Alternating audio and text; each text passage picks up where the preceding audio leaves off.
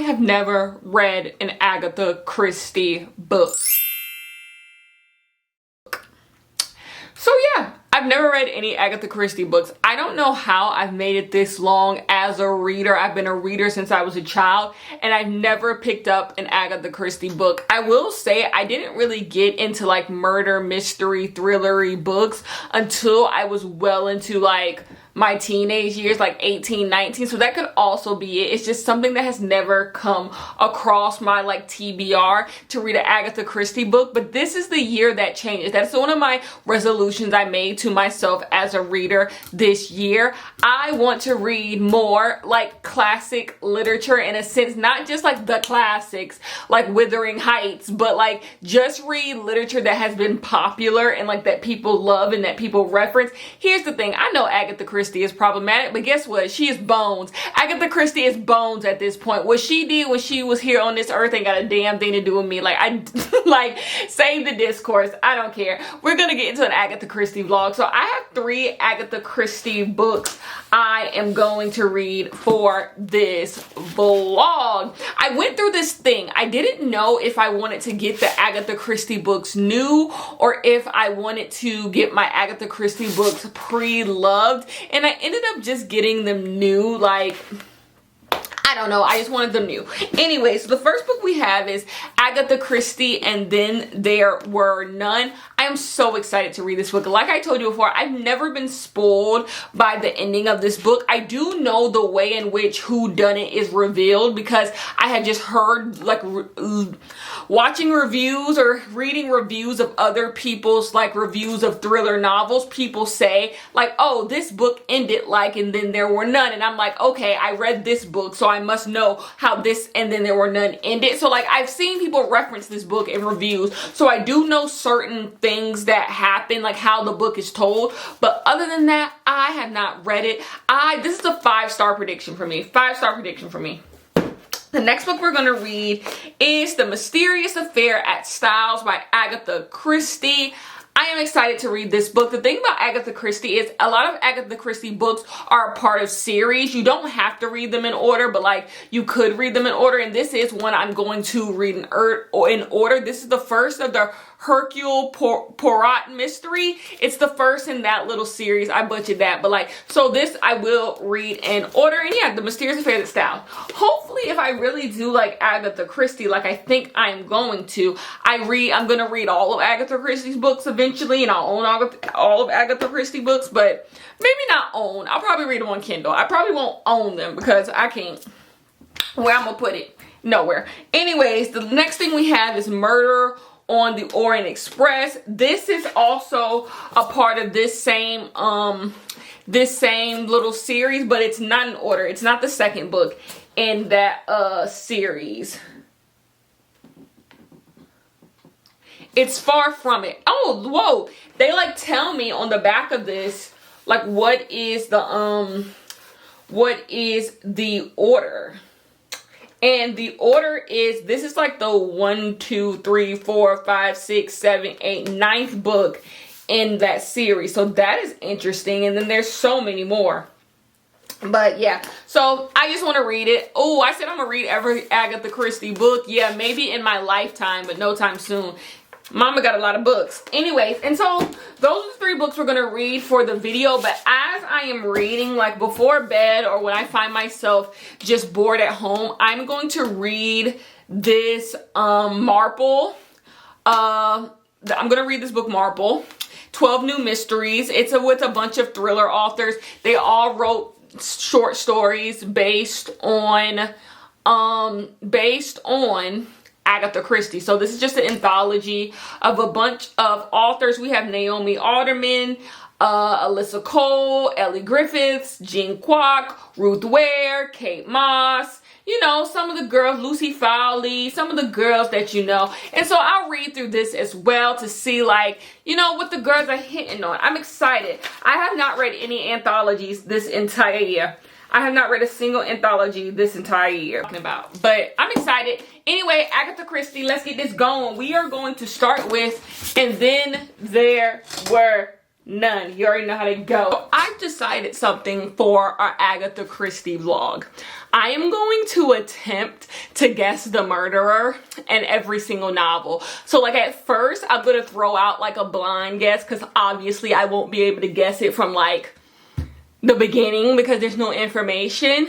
And then as we keep going, I'm gonna say like, is my blind guess still like my guess, or like with more information, who do I think it is? And by the halfway point, I have to have my final prediction, and then we'll read the other half of the book. Like I can't just have my prediction when there's 20 pages left. So we'll say at the 100-page mark, we'll have a final prediction on every single book, and then we'll see how that goes. So that's what I'm going to do. I'm going to try to see, because I just feel like, what more do I have to add to the Agatha Christie canon when it comes to commentary on And Then There Were None or Murder on the Orient Express? Like everything that needs to be said has been said. You got people who don't like the book, people who like the book, whatever. I want to see if I can guess the murders. That's what we're going to see in this video. Can I guess who is doing all the bullshit in the book? I have never watched an Agatha Christie movie. I know Murder on the Orient Express was just a movie. I didn't watch, so I don't know nothing. I don't know nothing about who did anything in any of these books, okay? That's what we're gonna do. Okay, see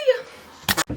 Hello, you guys. We are starting our Agatha Christie vlog with And Then There Were None. So I am on page 75 in my copy. It is the 5th chapter. And we have gotten our first death in the book. So what do I want to say about this book? I don't want to spoil it. I don't want this to be an Agatha Christie like spoil vlog. So how do I want to go about this? Let me just tell you so far what's going on. This is basically a simple premise. That's what I love about the idea of reading Agatha Christie books. These books were written in the 1800s. Therefore, they're going to be pretty simple. This was before we get these convoluted, crazy like murder mystery, like all types of things that like have built on Agatha Christie's work haven't come to be. So we're getting just, you know, bare bones murder mystery type stuff. So everyone has been invited to this place called Soldier Island. And Soldier Island has all types of random things afoot and different types of rumors. Who owns Soldier Island? Who's inviting them to this island? It's really all a mystery. But there are 10 people who have been invited to Soldier Island, and basically they all got letters in the mail for different reasons as to why they should come to Soldier Island. So they all get on a train and they get to Soldier Island and they are all together, but quickly they realize the person who has invited them to Soldier Island isn't really with them yet. So they're all kind of like, what's going on here? But quickly they loosen up, everything is fine. So then, all of a sudden, so we meet all the characters. In the first 100 pages, I would say, we are just meeting the characters. Now, don't let that confuse you with me knowing the characters. I do not know the characters. I know the doctor. I know the little nasty lady who, like, is real judgy. I know the judge. I think there's a general. We have the butler and the butler's wife. So I'm at 6 already. I don't know the other 4. There's a married couple. Is the married couple the butler and the butler's wife? I don't know. There's some characters I do not know. But we have 10 characters. They're on this island. Anyways, and you're just learning things about them. But anyways, the butler gets a thing. And basically, he's instructed to play this for everybody. And on the thing, it has the murders that everyone here has committed. It's saying that everyone who is sitting in this on Soldier Island right now in this house has committed a murder. They are responsible for the murder of someone. And it lists off the who they murdered and like all of that. And so like, boom, that's our story. Everyone's on an island. Whoever hosted this is claiming that they murdered someone, and they know they murdered someone, and they're going to have to pay for their crimes. And this is where we go. And we have gotten our first death in the book. So far, I'm enjoying it. These are really solid, even though I don't remember the characters. These are really solid characters. I like the dialogue. What I really like about this book is like the characters interact like people who would interact in this type of situation. Sometimes I feel like when we get murder mystery books now, characters are too busy sleuthing so quickly, and it's like, it's just not real. This feels real. This feels organic. Like the ways in which they're questioning each other feel good. I love it when there's a scene in here where they're talking about after they all get accused of the murders. Like, you did this 2 years ago. One guy's like, hell yeah, I did it. He was like, oh, what are you talking about? Those 2 people I killed a few years ago? He was like, you know, yeah, I did run over 2 people a couple years ago. Is that what they was talking about? Whatever. Like that killed me, because that would be me. Like, if maybe I did. Like, I'm sorry. Like, but no, it's just really good dialogue. Overall, it's really enjoyable. I told you I would come back and tell you who I think is the murderer. A murderer. Who do I think is the murderer? I'm gonna go with the butler. I think the butler, the hired staff, have something to do with it, and they're lying about all of it. But that's no fun. That's no fun to say. I honestly don't have any guesses. It can't be the doctor or the judge, because they talk too fucking much, right? So you have one person here who's like lying about everything that they said that they were. So everyone just has their own like bullshit. But I'm enjoying it. I don't have nothing else for you. I'm going to keep on reading. But so far, this is just very solid and enjoyable. I don't know. I'm going to keep reading. And I'm going to get more in tune with the characters. I'm going to go back and really, really see what's going on with my character. Because, like, it is so hard for me to remember who is who and who did what to what. But very enjoyable. And also very easy to read. I find mass market paperbacks to be really easy to read. So like, this is so easy to just flip through. Great. Anyways, I will see you guys in the next clip. Hello, you guys. I am here for an update. We're like cricket. We like this way. We like this way. But anyways, I'm here for an update on Agatha Christie's And Then There Were None. I am giving this book 4 out of 5 stars. I do not think I am capable of fully reviewing this book in the way that this book should be reviewed, simply because like I read a lot of mystery, I read a lot of thriller. This year, I think that's one of my biggest categories this year in books. And so like obviously when you're reading the original, like all these tropes and these ways of telling mystery and all these things, we've seen them done before because they're taking from Agatha Christie. Agatha Christie really did put up a lot of those building blocks when it came to murder mystery type books. When it comes to murder mystery type books, Agatha Christie really laid a lot of that groundwork. Therefore, it's really hard to judge it on the idea like, oh, is this new? Is this innovative? Is this shocking to me? Because like, obviously, you know what I would compare it to? You know when you watch The Wire, some of the things that happen in The Wire, you're like, that's kind of predictable. Or like, why is this show so amazing? But you have to take yourself back to that time that other people were not doing this on television. Like, this show is literally groundbreaking, and the fact that it's so common now just shows you what this show was doing. That's how I feel about this book, like the things that this book is doing. So like overall, I thought this book was excellent. The ending of this is so good. Like the way that this ending is, a lot of people steal this ending. I believe, I'm gonna hold this because it's like not steady. A lot of the ways that people tell murder mystery stories take from this book. The way that this book ends, the way the ending is like told to us, a lot of books have taken from this. And it's so crazy how, you know, people are like, you can't outdo the originator. This book is that. The ending of this in another book I would call cheap and lazy, but in here it works so perfectly. So perfect. It is. I was gagged and gooped. I was gooped and gagged at the end. Like gooped and gagged. Like it really, like, I really enjoyed this book. I really, really did. The ending, I think this ending is one of the best endings I've read in a book. Just because it was just like, it fits so perfectly. So often you see people use this ending and you're like, okay, like you ain't did nothing with that. No, Agatha knew what she was doing. Agatha might be nasty. Agatha might be in hell, but she knew what she was doing with this one. Like she really did. This book is just really, really enjoyable. yeah, it just is. I'm not going to spoil anymore because no one spoiled this book for me. I don't want to spoil it for anyone else. I would just say pick it up, have fun with it. It's a fun book. It's an easy book to read. Like when it was getting towards the end, I was just like, it's almost done. Like it's such an easy book to read. So I would pick it up. Anyway, we are going to move on to our next Agatha Christie book. I don't have it with me, so I don't know the name of it, but that's going to be in the next clip, okay? Hey y'all, we are back. We have to wake this vlog up. Oh my gosh, I feel like I didn't give and then there were none the energy that book deserved. That book was so good. I'm so sorry. I've been thinking about the book. It's the last book that I've read since starting this clip.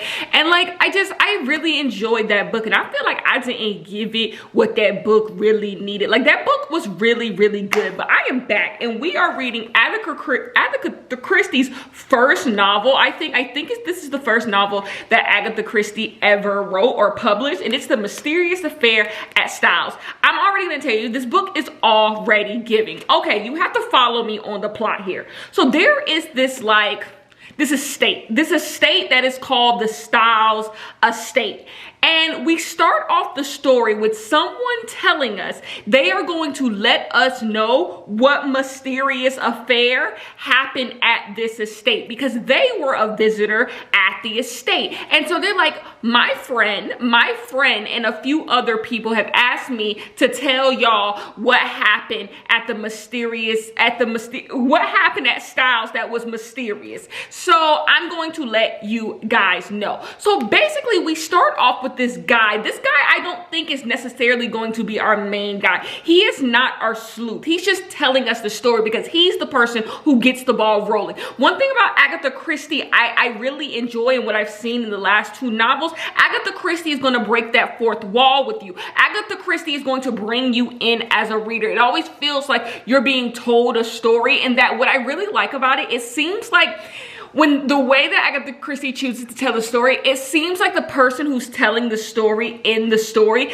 is really invested in you as the reader knowing the truth. Like, let me break it down for you so you can understand. Like, you just feel like you're immediately a part of this story. Like, you're one of the pieces in the story, and you knowing what happened is so vital to it all. I love it. I literally love it. Anyway, we have this guy.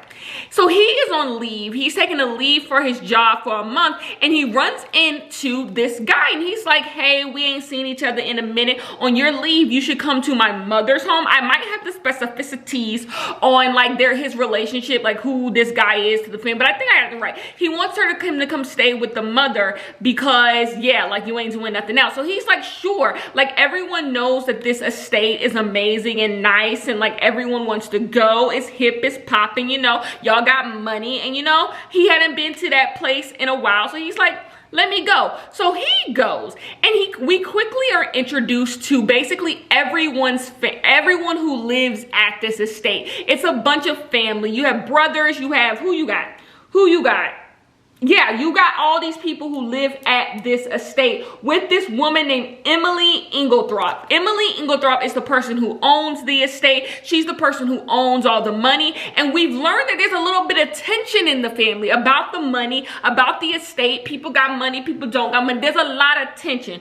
Well, lo and behold, after things have happened, we find out that Emily Inglethorpe, she has been murdered. It's suspected that she is murdered. She is drinking her tea, having her tea, and then she starts to not feel good, and then over some hours, she end up dead. And so, like, our guy who was invited here by a friend of the family, invited by the family to be here, he's like, y'all don't think this shit weird? Y'all don't think it's weird that this lady just up and died? Y'all don't? And everybody else like, no.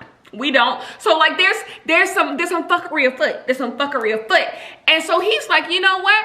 I'm gonna bring in a detective, because earlier in the novel, mind you, this is literally, you get all this information by literally the 50-page mark. Like, I'm not spoiling nothing. Earlier in the novel, we learned that there's this detective guy who is in town, and our guy who's telling us this story, he knows everything about this detective. Like, this detective has cracked the biggest cases, and he knows how to crack a cold case and all of that stuff. So he's like, what if I bring him in to see if he can figure out if she was poisoned? So like, he's not 10 toes down in it, but you know, he want to have a little fun. Like he's staying here for a couple weeks. He want to have a little fun, shake things up. But other people are like, don't do that. Don't get involved in any of that. We not doing that. But he's like, we are. And so guess what? They are. And so that's what the story is doing. I'm loving it. I'm absolutely loving it. I like the setup of this more than I like the setup and Then There Were None. I don't really like locked room thrillers, locked room mysteries. I don't, even though this would be considered a locked room mystery too, probably even more so in Then There Were None. But I don't really like the like people die one by one and I like it, but I don't. Like, it's just not fully my thing in a mystery. I like this. I like this idea of who done it. I like the whodunits of it all. But so I'm really liking this, or maybe I'm learning I like that. I don't know. Agatha Christie is low-key eating. Like, I'm so sorry. This book is so engaging. What I've learned from the past 2 books, Agatha Christie's books are just so engaging. Like, you're just there. You're in it. You're in it. Anyways, I want to show you guys some books that I bought. I went out of town and then just went to the bookstore and I bought some books. So let me go get those and I'll be right back. Okay, so let me show you the books that I bought. None of them are all that exciting, but we'll do it. I purchased Bad Fruit. I went into the bookstore to purchase Bad Fruit because I had to purchase Bad Fruit. Like, I need this book. I don't know what it is.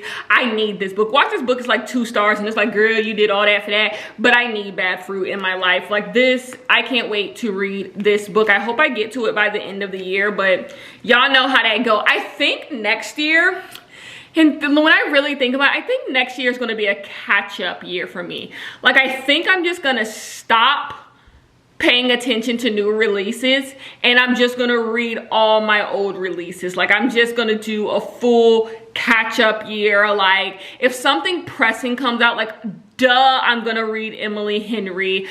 Duh, I'm gonna read the new Christina Forrest book. Duh, I'm gonna read anything Tiffany D. Jackson puts out. But other than that, like, I'm kind of gonna like cool it. Like, I think the only new stuff I'm gonna purchase is probably like romance, but everything else I'm gonna play some catch up, especially on like my literary fiction and my thrillers. I gotta play some catch up. That part of my my book collection is just piling up and like I'm not getting the stuff. And then when I do read something from those 2 things, I love them, especially the literary fiction. Like, I love them, and it's just like you not getting to the good stuff. So like, I think I'm gonna stop on new shit and just read all back. Like, next year is gonna be all backlist stuff, because I did really good at the beginning of the year reading a lot of my backlist. That's why a lot of books that came out last year I read this year. So I think I'm gonna do that again, but I'm gonna do it all year and just not focus heavily on the new stuff. My fear is just I hate getting behind. I hate getting behind. I hate not being hip and in the know. Anyway, so once again, backlist. All's Well. I finally got my hands on All's Well. This is the cover that I have been wanting. There's another cover for this book, but this was the cover that I've been wanting. There was one left and I was just like, okay, it's now or never. I'll probably read this on my own. I don't know. I've heard mixed things about it. Some people really like it, some people really don't, but I like the cover and I think it'll be interesting. We'll see. And the last book I bought is Ordinary Hazards by Anna Bruno. I have not heard anyone say a damn thing about this book. I didn't even know about this book. I literally saw it at the bookstore. I read the synopsis and it sounds so good. So that is what I'm gonna that's what I purchased. I purchased some other books like last month that I haven't showed you guys, and I'll show you guys a little bit later. Anyways, by the way, you guys, the book club book this month is Zyla and Kai, if you want to be a part of it. I don't know when I'm going to do the book show live show. I like to have my live shows done by the end of the month, but we have run into an issue, my friend. I'm going out of town for my birthday, and so I don't know if I will be off the flight in time to get a book club book to you by live show by then, but we will see. I'll keep you posted and updated on all of that. But I'm going to literally eat and then read some more of The Mysterious Affair at Styles, because I'm loving it. Like, I'm literally loving it. Has this book been adapted yet? I'm assuming it has. It's Agatha Christie's first book, but like, this should be adapted like new. Like, this is so much fun. This is so much fun. Anyways, peace. I am going to take a guess that the first housekeeper that we meet in the story, that's who killed the lady. I think she has a vendetta against the family and she killed the lady. That is my working theory. I think some of the workers are a part of what is happening here. I feel like the sons are too obvious. For it to be the son, for it to be one of the kids, one of the people who are in the family to kill their stepmama, it just feels too convenient. I think it was one of the staff who live at Styles. That is my guess on who done it. Okay, we'll see if I'm right in the end. Okay, even though I'm still really enjoying this book, by the way. I'm about halfway through, really enjoying it, so we'll see. Hello, you guys. I am here to give you guys a final thoughts on Agatha Christie, The Mysterious Affair at Styles. So I don't know how I want to go about this. Number one, my favorite quote of the book, I posted it on Goodreads. It is, you trust your imagination too much. Imagination is a great servant, but a terrible master. Something about that, great quote. Agatha did that. This book is written so well. But like, here's the thing. I have a rule, and I actually had to like get out of my rule for this book. When an author drops the N-word in a book, I usually close the book, whether it be an old book, whether it be a new book. Like, if they're literally using the word in like a actual sense, like the derogatory, I 100% close the book. And we have an N-word drop in here. Agatha Christie gave us an N-word drop in here. This book is also anti-Semitic many times. There's a lot of hate towards Jewish people in this book. What this book does, how I would describe the anti-Semitism, is the anti-Semitism that a lot of people think is okay. When people talk about how sly Jewish people are, Jewish people understand the world better than us, Jewish people have like a mysteriousness to them. They have all of that is anti-Semitism, by the way. This idea that Jewish people run the world, Jewish people understand the world better than other people, Jewish people think those things are like, oh, how is that anti-Semitic? All I'm saying is Jewish people are smart. No, because people use those things that are not even true in order to persecute Jews. That's why it's anti-Semitic. People believe that Jews have a leg up on people, and they use that idea to be anti-Semitic to come up with excuses for why Jews should be persecuted. So it's anti-Semitism, and this book has a lot of that. So I do want to do those two things. So we're already losing a star there. We're already losing a star there. We have an N-word drop, and we have anti-Semitism. Agatha Christie, you're nasty. That's how I know you in hell. So we're already at 4. I am going to say the overall mystery of this book is so good. Like, it is so damn good. Like, I had so much fun like trying to figure out who did it. Usually in mystery books, I kind of don't care who did it and who didn't do it. I just read it. I had so much fun trying to figure out who was the person who was responsible. Like, I was in the book, and I think the big thing is, how do you pronounce this guy's name? Orient. So Perriot, I don't know. He is a detective in Agatha Christie's novels. She has several novels with this guy cracking mysteries. He's the guy in Murder on the Orient Express 2, a more popular book.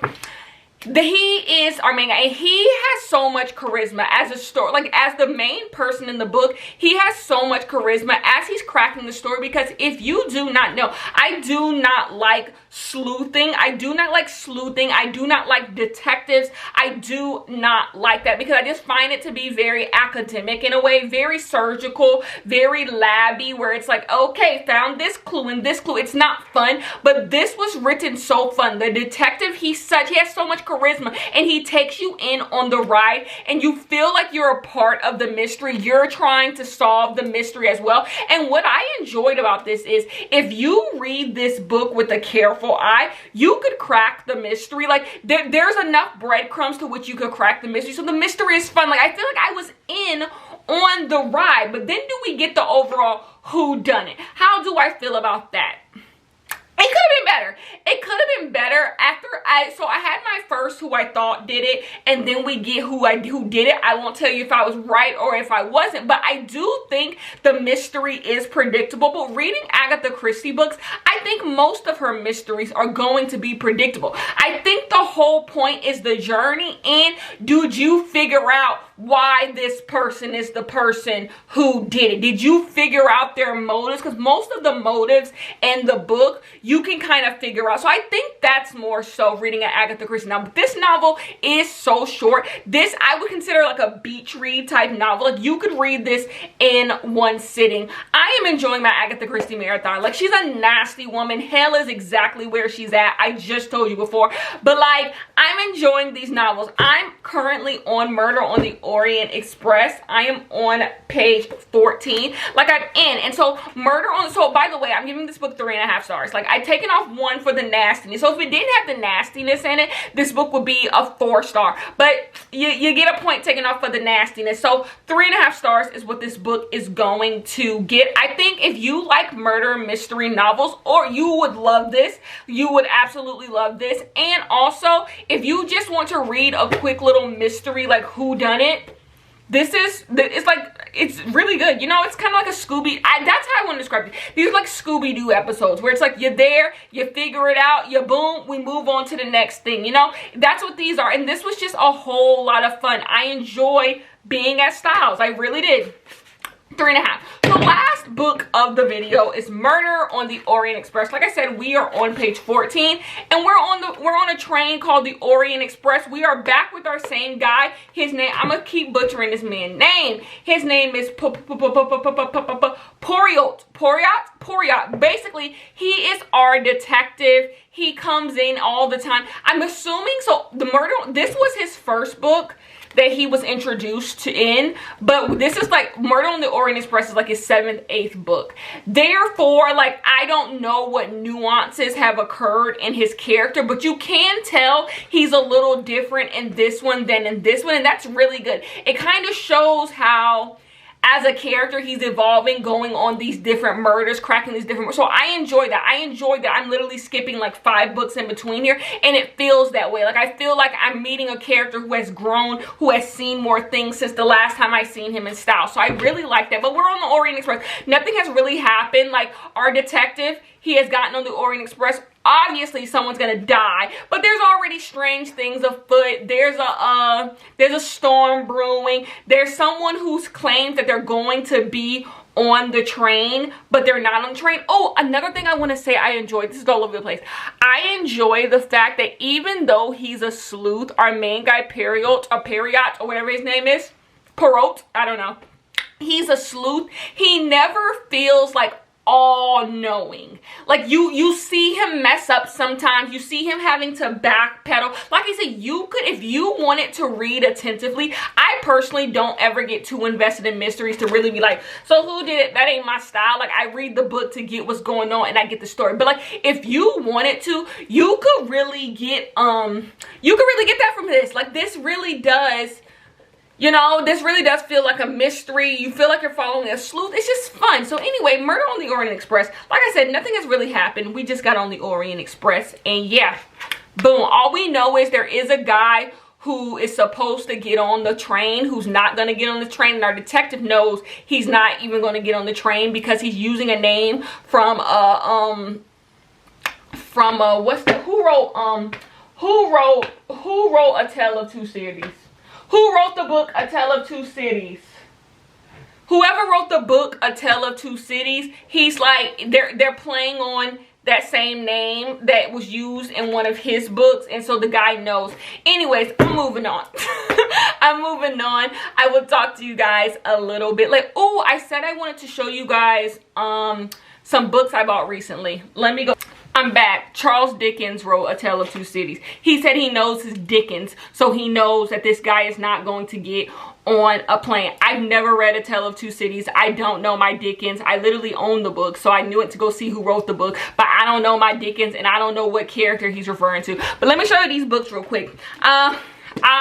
This feels crazy because literally I bought these books like 2 months ago. So like, it's crazy to be like, bought this. This book has been on my bookshelf for a minute, but I'm Glad My Mom Died by Jeanette McCurdy. Got my hands on it. Can me and Jeanette see each other? Do you see, like, the pink and yellow is just truly the vibe. Like, this is my vibe. This is my brand. I literally bought it because of the cover, because I 100% either could have checked this out at the library or just did it on audio, but I bought it because this is literally my brand. Anyways, purchase that. Also my brand, this is 100% a cover buy. It is called All the Women in My Brain by Betty Giplin. Oh, and Other Concerns by Betty Giplin. I know before I bought it, I looked at the synopsis and thought it was good enough, but ooh, she's pretty. Ooh, she's pretty. I bought this book. We'll see when I read that. On bargain, I bought Do Not Fall in Love. Yeah, I heard good things about this book last year. Last year or early this year, I heard good things about this book, and it was just one of those books I was never going to actually read. I was just going to be like, huh, heard that's a good romance book. But then I saw it for $4, and I was like, might as well. Even though I told you next year, I'm going to do so much better on book buying. Number one, I'm going to utilize my library better. So like all of these little books, I'm going to just get at the library. I'm going to do better at book buying. I need to use the library more. And I don't mean use the library more in Libby. I always use Libby. But I mean more so when it comes to physical copies.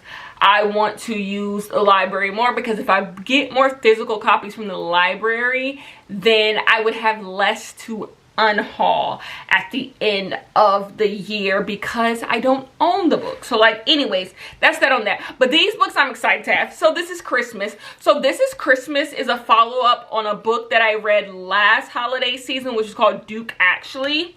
This is Christmas by Jenny Holiday. I think it's a follow-up, right? I think it's a follow-up. Yeah, it's a follow-up. And so I had got my hand on it. So this somehow is the second book that I own called So This Is Christmas. Hopefully I enjoyed this one as much as I enjoy the other So This Is Christmas. You know who I wish was really coming out with another Christmas books this year? Tessa Bailey. I wish Tessa Bailey was giving us a Christmas book this year. Whatever.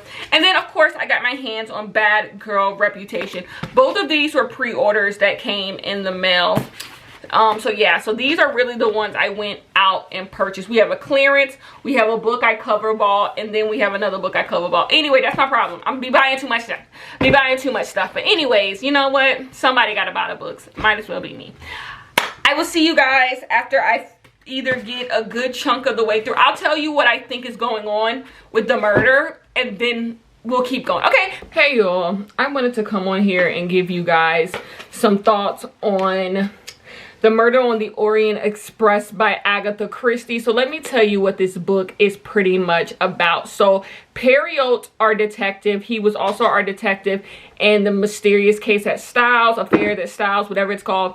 He is our detective, and he is just doing like regular like life stuff, and he is getting on a train to someplace else. It's not even a train he's supposed to be on, but like he's getting on the train and whatever. So this guy comes up to him and he's like, hey, can you help me out to like solve something? Like there's something going on in my life. Someone is trying to get me, and I'm trying to figure out who that person is trying to get me. Can you figure that out? I'll make it worth your while. I'll give you $20,000, all of that stuff. And so he's like, actually, no, like I'm not really at the stage in my career where I'm freelancing. Like I'm just not here to do all of that. Like I'm just trying to get to where I'm trying to get, all of that. Well, they get stuck in a snowstorm and the train has to stop.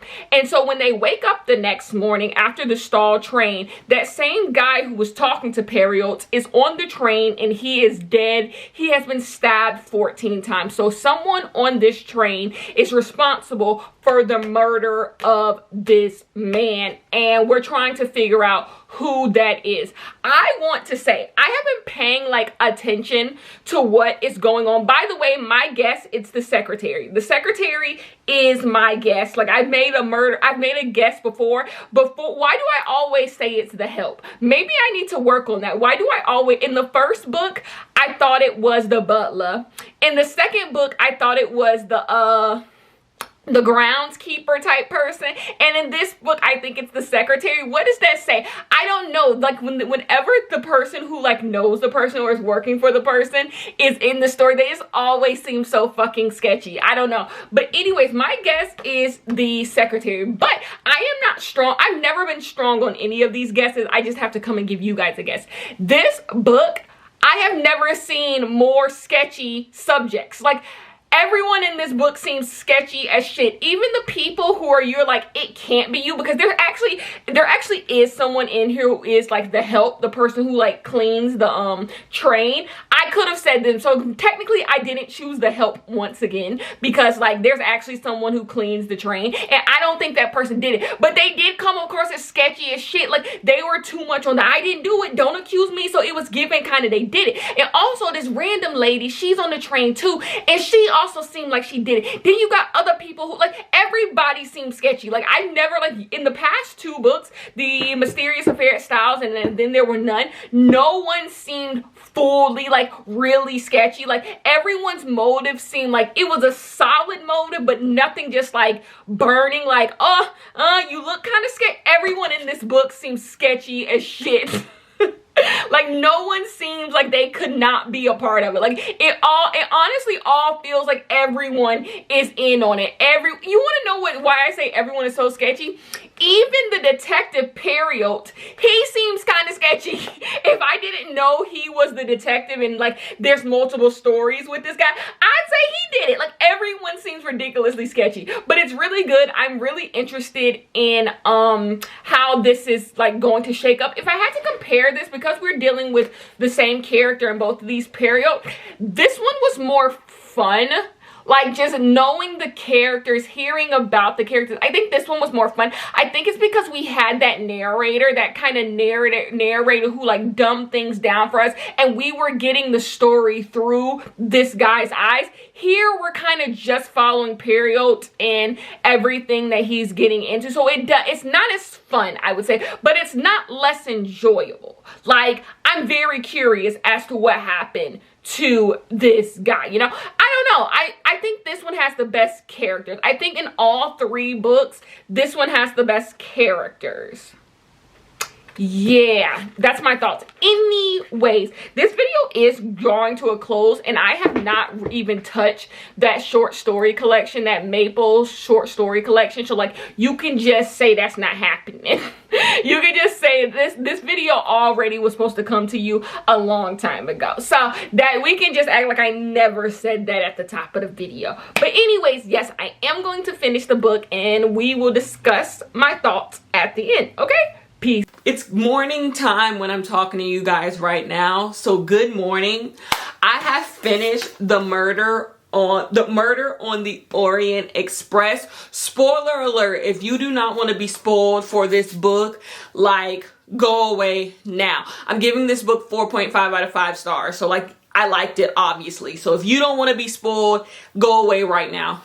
Was I right or was I fucking right? I knew it was a conspiracy. I knew it was a conspiracy, and everyone was in on the gag. I was following the clues more in this book than I was in the other book. And like, the clues was leading me to the same thing. It led Period to, like, all y'all in on this. Like, I literally was picking up on the breadcrumbs, where people were lying.